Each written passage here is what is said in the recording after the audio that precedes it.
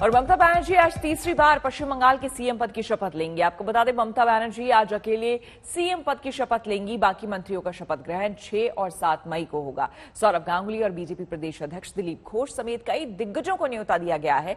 हालांकि दिलीप घोष ने समारोह में जाने से इनकार कर दिया है। उधर बीजेपी अध्यक्ष जेपी नड्डा पश्चिम बंगाल पहुंच गए हैं। चुनाव बाद हुई हिंसा के पीड़ित परिवारों से नड्डा ने मुलाकात की और जेपी नड्डा ने जमकर हमला बोला। आज कोलकाता में धरने पर बैठेंगे जेपी नड्डा। वहीं बीजेपी आज देश भर में हिंसा के खिलाफ धरना देगी।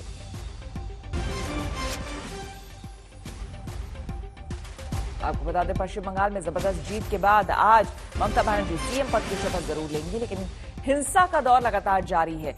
बीजेपी आरोप लगा रही है कि 9 कार्यकर्ताओं की हत्या हो गई है, जिसके विरोध में देश भर में धरना प्रदर्शन की तैयारी है।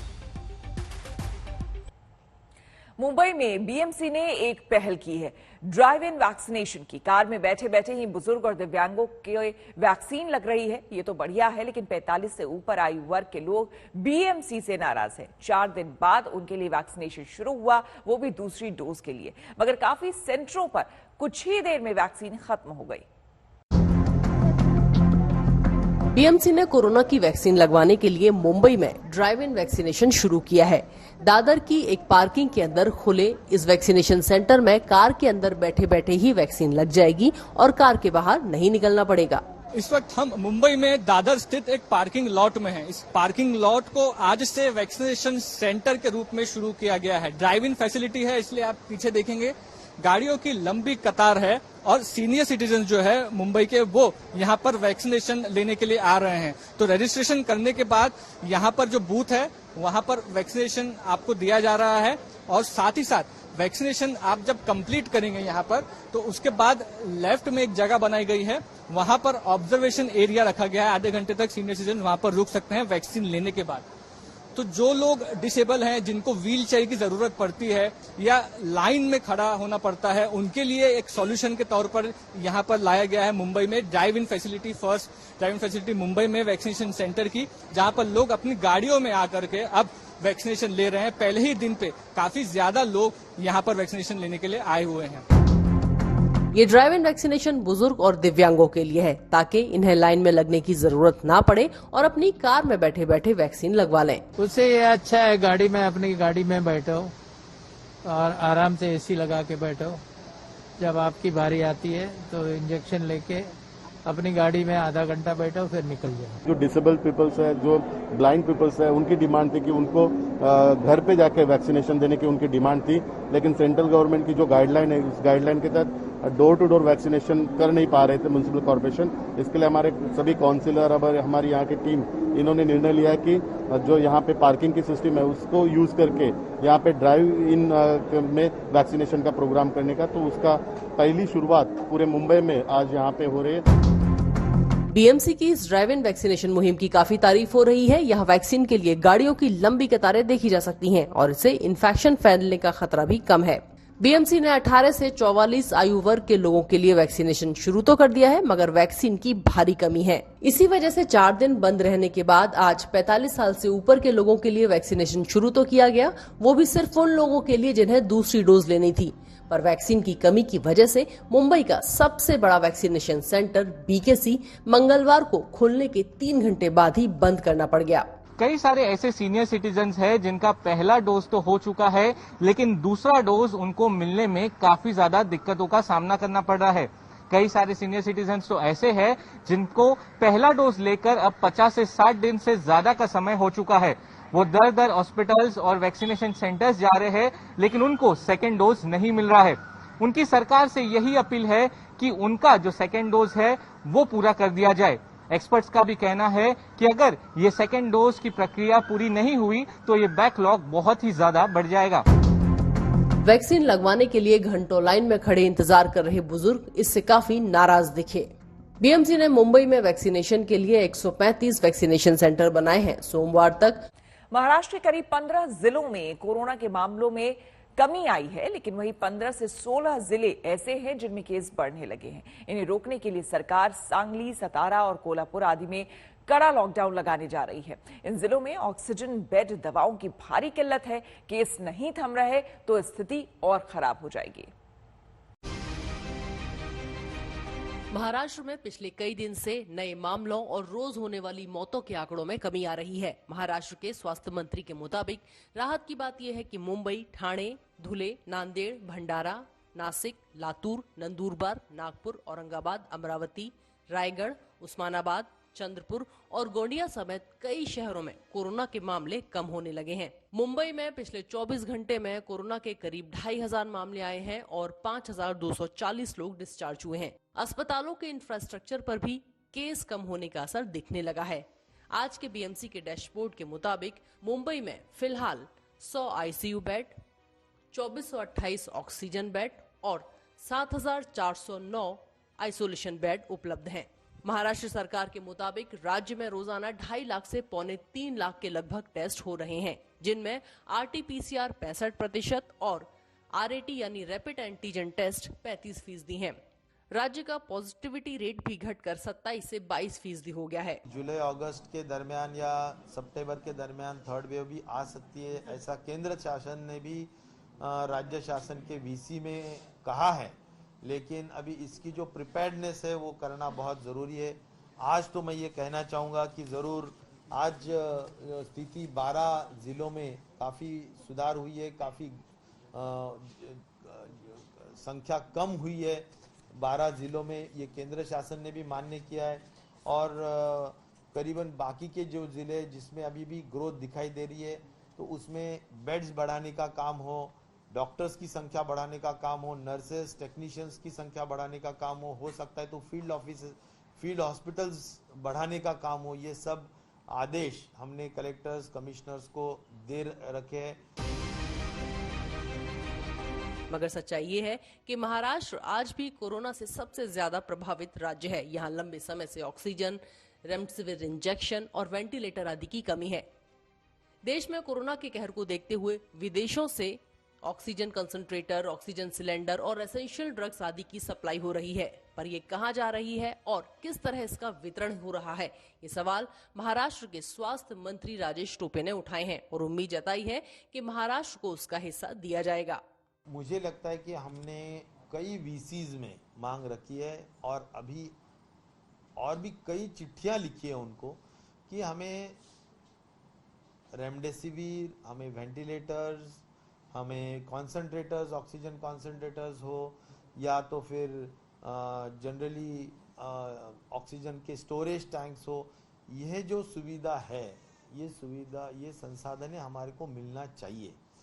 तो अगर बाहर देशों से इस तरह का एड आ रहा है तो महाराष्ट्र का हक बनता है कि केंद्र शासन ने, भारत सरकार ने महाराष्ट्र को इतनी बड़ी संख्या होने के नाते ज़्यादा पैमाने पे ये देना ज़रूरी है। और मुझे उम्मीद है कि महाराष्ट्र शासन को नज़रअंदाज भारत सरकार नहीं करेगी और मदद करने की ज़रूर कोशिश करेगी। महाराष्ट्र ने एक बार फिर केंद्र से महाराष्ट्र का ऑक्सीजन का कोटा बढ़ाने की मांग की है। राज्य की मांग है कि उसे तुरंत 200 metric tonne liquid medical oxygen और दी जाए और इस ऑक्सीजन को राज्य में लाने के लिए 10 लिक्विड मेडिकल ऑक्सीजन टैंकर भी दिए जाएं। महाराष्ट्र के चीफ सेक्रेटरी सीताराम कुंटे ने यूनियन कैबिनेट सेक्रेटरी को लिखा है कि महाराष्ट्र में इस समय कोरोना के 6,63,758 एक्टिव केस हैं। इनमें 78,884 मरीज मेडिकल ऑक्सीजन पर है, जबकि 24,787 मरीज आईसीयू में हैं। महाराष्ट्र के 16 जिलों, जिनमें पालघर, रत्नागिरी, सिंधुदुर्ग, सतारा, सांगली, कोल्हापुर, सोलापुर, नंदुरबार, बीड, परभणी, हिंगोली, अमरावती, बुल्ढाना, वर्धा और गढ़चिरौली आदि शामिल हैं, उनमें कोरोना वायरस के मामले बढ़ रहे हैं और यहां ऑक्सीजन की मांग भी बढ़ी है, जिसे पूरा करने के लिए महाराष्ट्र को 200 मीट्रिक टन अतिरिक्त ऑक्सीजन दिए जाने की जरूरत है। राज्य सरकार की यह भी मांग है कि महाराष्ट्र को गुजरात के जामनगर और भिलाई से ऑक्सीजन आवंटित की जाए ताकि पास होने की वजह से ऑक्सीजन महाराष्ट्र लाई जाने में सहूलियत हो। देश भर में कोरोना के कुल नए केस 3.5 लाख के पार पहुंच गए हैं। जी हां, 3.5 लाख के पार। महाराष्ट्र की बात करें तो महाराष्ट्र में अकेले करीब 900 लोगों की जान जा चुकी है। यूपी में भी 25,000 तक नए केस आने से हड़कंप मच गया है। लेकिन उसके बावजूद आपको बता दें कि ये राज्य लॉकडाउन के बारे में विचार नहीं कर रही है, जबकि सुप्रीम कोर्ट तक ने कह दिया है केंद्र और राज्य सरकारों को कि लॉकडाउन पर वो विचार करें। और इस बीच आपको आंकड़े दिखा रहे हैं जो कि वाकई डराने वाले हैं।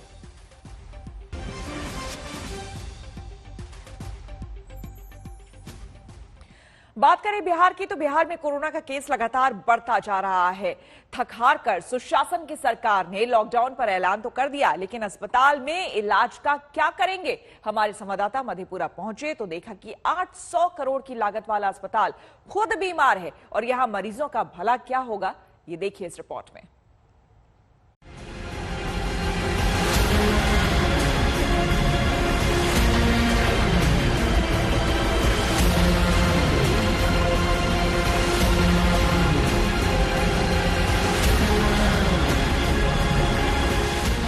आज बिहार के उस अस्पताल की कहानी देखिए जो अस्पताल कम और 5 स्टार होटल ज्यादा लगता है।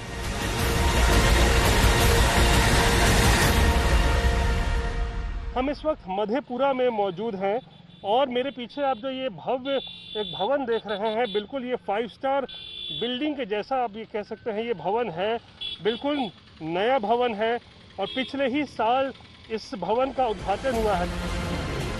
तकरीबन 800 करोड़ रुपए में बनकर तैयार उस हॉस्पिटल का सच जानिए जिसमें मरीज एम्बुलेंस की जगह ऑटो से आते हैं। आज बिहार के उस सुशासन की असलियत देखिए जिसके सबसे आधुनिक अस्पताल में न ऑक्सीजन है और न डॉक्टर। उनका RT-PCR रिपोर्ट नहीं आया है। ऑक्सीजन लेवल कभी घटता है कभी बढ़ता है और उनको सुबह डॉक्टर साहब बोले जो इनको ऑक्सीजन लेवल कम है और न्यूमोनिया है, इनको जो है आप बाहर शिफ्ट कर लीजिए, यहाँ ICU की व्यवस्था नहीं है। 7 मार्च 2020 वो तारीख जिस दिन मुख्यमंत्री नीतीश कुमार ने बिहार और मधेपुरा की जनता से एक वादा किया, दावा किया कि अब क्षेत्र के लोगों को इलाज के लिए बाहर नहीं जाना पड़ेगा। जिस प्रकार का अस्पताल यह बन रहा और मेडिकल कॉलेज की स्थापना की जा रही है, मेडिकल कॉलेज हॉस्पिटल का जननायक स्वर्गीय कर्पूरी ठाकुर जी के नाम पर, उसमें मजबूरी में किसी को इस इलाके के लोगों को अपने इलाज के लिए बाहर नहीं जाना पड़ेगा। लेकिन मुख्यमंत्री का ये वादा हकीकत के इम्तिहान में फेल साबित हो रहा है, क्योंकि जो अस्पताल मधेपुरा और आसपास के कोरोना मरीजों के लिए संजीवनी साबित हो सकता था, वो सरकारी अदूरदर्शिता और लापरवाह रवैये से सिर्फ एक इमारत बनकर रह गया है, जिसके बारे में राज्य के स्वास्थ्य मंत्री ने जनता पर दावों की बौछार कर दी थी। मधेपुरा का जननायक कर्पूरी ठाकुर चिकित्सा महाविद्यालय अस्पताल विश्व स्तरीय अस्पताल है, वर्ल्ड क्लास हॉस्पिटल ये बनाया गया और यह जो अस्पताल बनाया गया है इसके अंदर बहुत सारी सुविधाएं हम गरीब लोगों को देने वाले।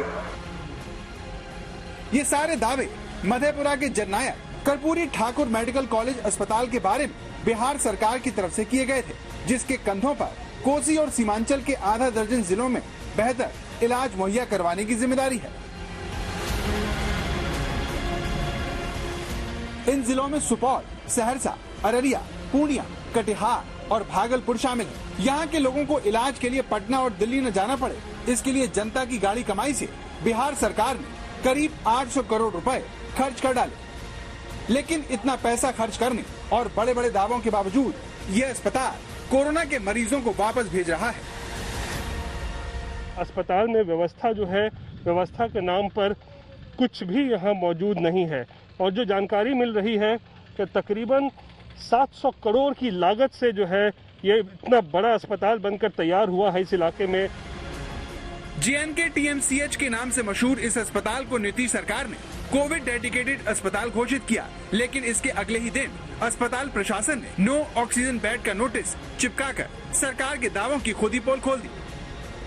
आखिर इतने आधुनिक अस्पताल को ऐसा क्यों करना पड़ा, ये जानने के लिए आज तक संवाददाता रोहित सिंह अस्पताल के कंट्रोल रूम पहुंचे। हम इस वक्त कंट्रोल रूम में मौजूद हैं, जो कोरोना वार्ड के मरीजों के लिए यहाँ पे कंट्रोल रूम है। कितने बेड की व्यवस्था की गई है कोरोना के मरीजों के लिए? 120 बेड। 120 120 जी। नहीं, घोषणा कितने की गई थी? वो तो सर भी हमको नहीं मालूम है कुछ। 500 बेड की यहाँ पर व्यवस्था की बात कही गई है सर, वो हो सकता है, लेकिन अभी ऑक्सीजन जो जितना पाया जा रहा है उसके अनुसार से ही 120 बेड का है ये रखा गया है। अगर नॉर्मल पेशेंट आते हैं जिसको ऑक्सीजन की ज़रूरत नहीं है उसको यहाँ भर्ती किया जा रहा है, लेकिन जिसका ऑक्सीजन लेवल कम है और जिसके कारण यहाँ ऑक्सीजन नहीं होने के कारण यहाँ से दूसरे जगह उनको बताया जा रहा है। तो जिस अस्पताल के बारे में नीतीश कुमार का दावा था कि उसके बनने से क्षेत्र के लोगों को बाहर इलाज के लिए भटकना नहीं पड़ेगा, वो अस्पताल मरीजों का इलाज करने में खुद को असमर्थ बता रहा है। यहाँ पर ऑटो में आप देखिए एक मरीज यहाँ पहुँचा हुआ है, दम फूल रहा है। जो परिजन है वो अंदर जाके उन्होंने कहा है कि आइए कोई देखने तो आइए, लेकिन कोई देखने तक जो है यहाँ पर नहीं आ रहा है कोई देखने। नहीं सर, कोई नहीं देखने आ रहा। तो क्या करिएगा अभी मरीज का? अब देखते हैं सर, इसके बाद फिर सोचेंगे। कहीं ले दूसरी जगह ले जाइएगा जी? दूसरे अस्पताल ले जाइए? दूसरे अस्पताल ले जाएंगे। सवाल यह है कि जिस अस्पताल को बनाने में 700-800 करोड़ रुपए बहा दिए गए, जिस अस्पताल में 500 बेड हों, वहां मरीजों को भर्ती क्यों नहीं किया जाता? मरीजों को एम्बुलेंस की जगह ऑटो में क्यों आना पड़ता है? इतने बड़े अस्पताल में अपना ऑक्सीजन प्लांट क्यों नहीं बनाया गया?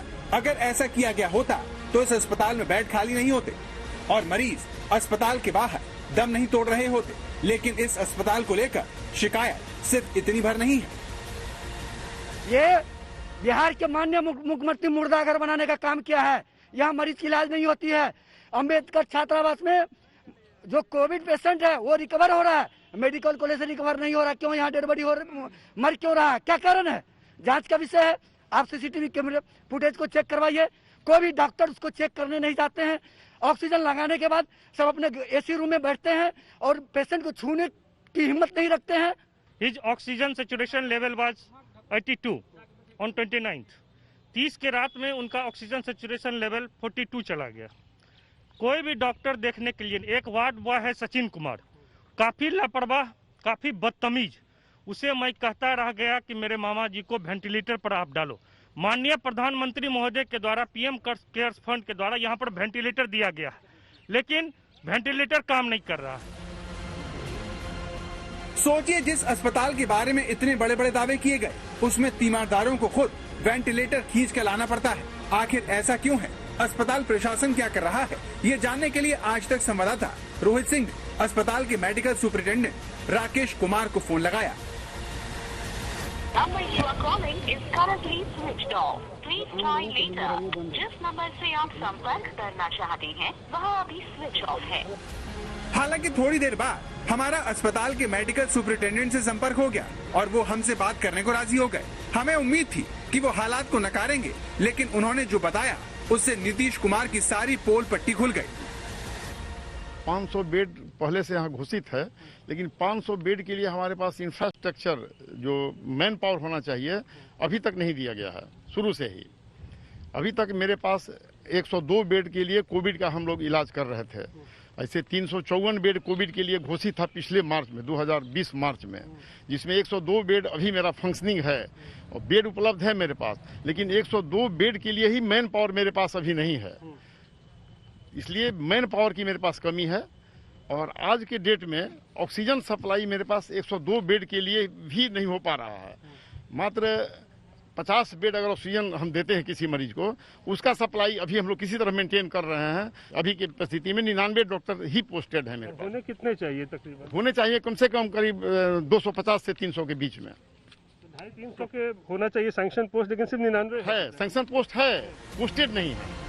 तो करीब 800 करोड़ रुपए खर्च करने के बाद भी जेएनके टीएमसीएच में मरीजों को इसीलिए लौटाया जा रहा है क्योंकि यहाँ डॉक्टर और मेडिकल स्टाफ के पद खाली पड़े हैं। सरकारी आंकड़ों में इस अस्पताल के लिए स्वीकृत पद 680 हैं, लेकिन उसमें से 482 पद खाली पड़े हैं। अलग अलग विभाग में 15 डॉक्टर होने चाहिए, लेकिन 15 के 15 पद खाली पड़े हैं। इसी तरह अस्पताल में 43 नर्सिंग सिस्टर के सभी पद खाली हैं।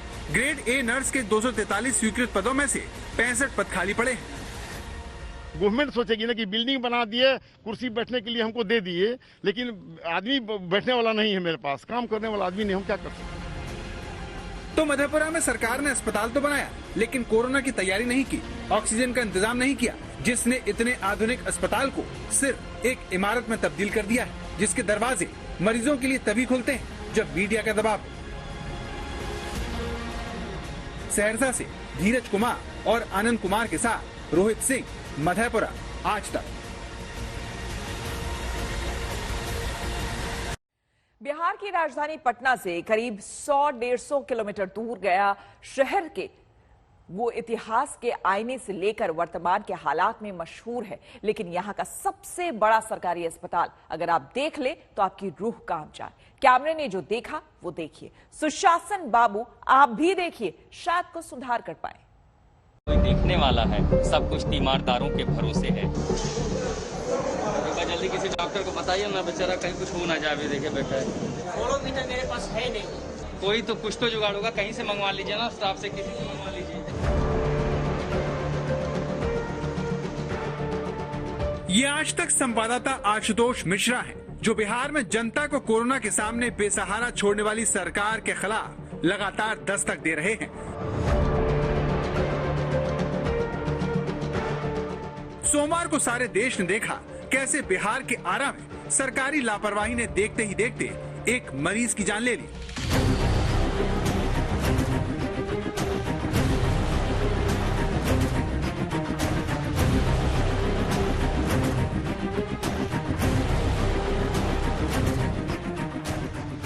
आरा के बाद आशुतोष मिश्रा बिहार में कोरोना की कयामत में जनता की हो रही दुर्दशा दिखाने के लिए गया पहुंचे हैं।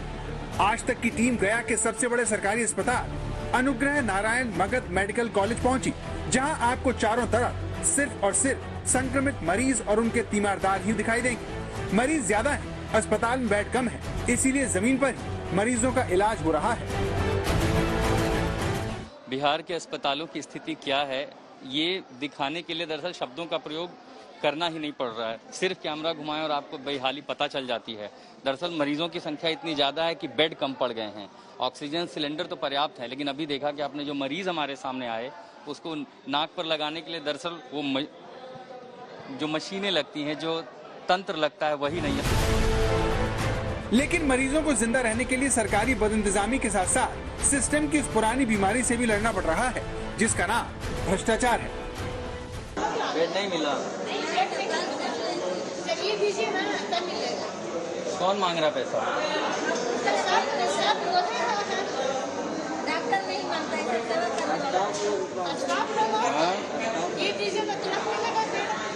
बेड नहीं मिला आपको? हुआ दिक्कत क्या हो?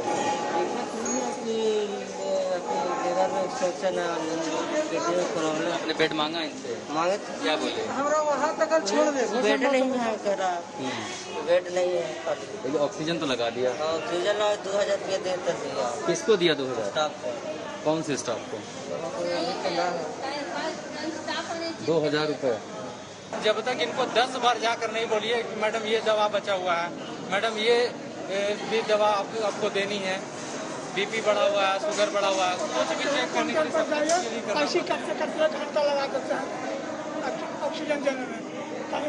यहाँ जाइए तो वार्ड वालों पर जाइए तो ऐसे करते हुए 1 घंटा से कम नहीं लगाते। डॉक्टर तो कभी चेक करने के लिए आते ही नहीं है, जल्दी कोई डॉक्टर नहीं आते हैं। सिर्फ जो है नर्स सिर्फ देख रही है।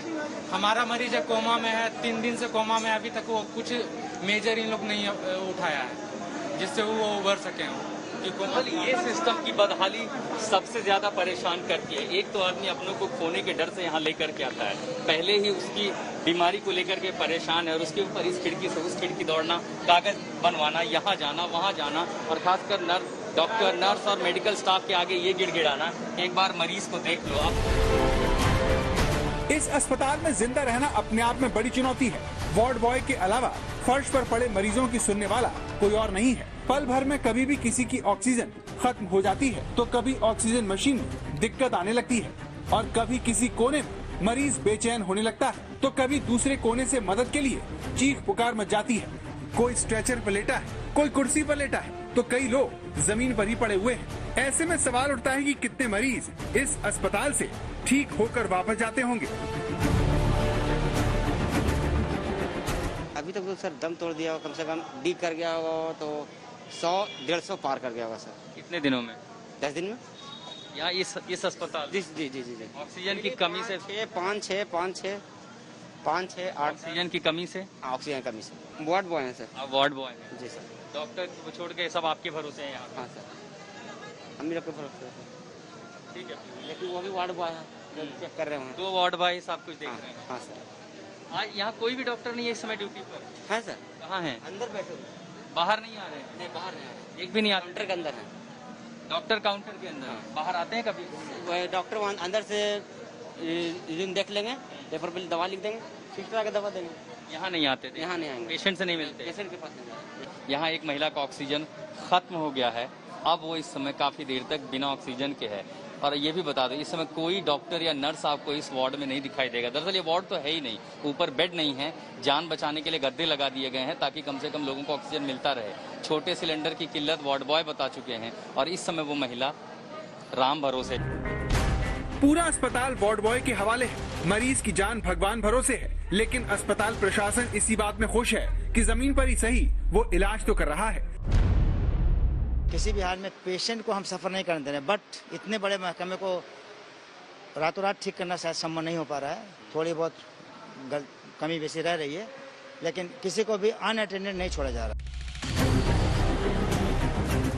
बिहार में कैसे इलाज हो रहा है, तस्वीरें इसकी गवाही दे रही हैं। जहां कोई अपने मरीज को गोद में उठाकर ले जा रहा है, तो कोई बेटा अपने पिता को बाइक से ही पटना जाने को मजबूर है। गया जैसे शहर का ये हाल है, तो सोचिए बिहार के गांव में सरकारी बद इंतजामी और कोरोना मिलकर क्या तबाही मचा रहे होंगे।